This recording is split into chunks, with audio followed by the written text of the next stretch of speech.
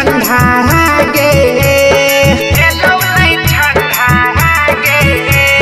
छोटू के चीता के याद अभी ना भेलो नहीं ठंडा गे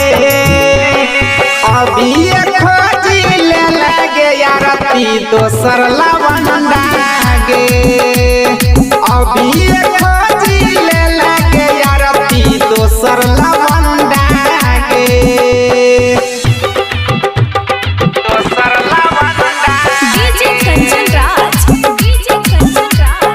हाजीपुर वैशाली अभी खोजी ले लगे यारती दोसर लवंडा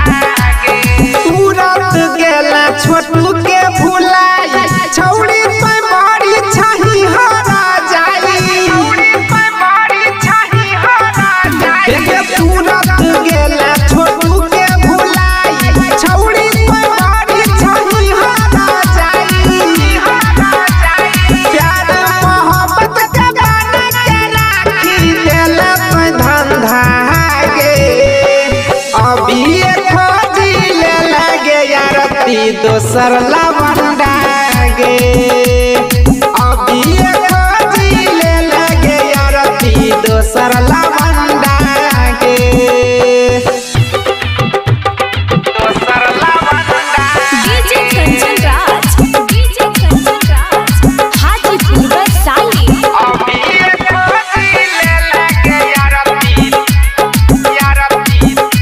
दोसर लवंडा गे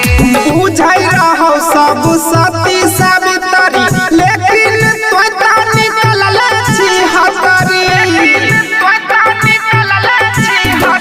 बुझै रहो सब सती सावित्री लेकिन तोता निकलल छी हतरी सुजीत सानम कहे छनार फूटी गेलो भंडा गे अभी खोजी ले लगे यारती दोसर लवंडा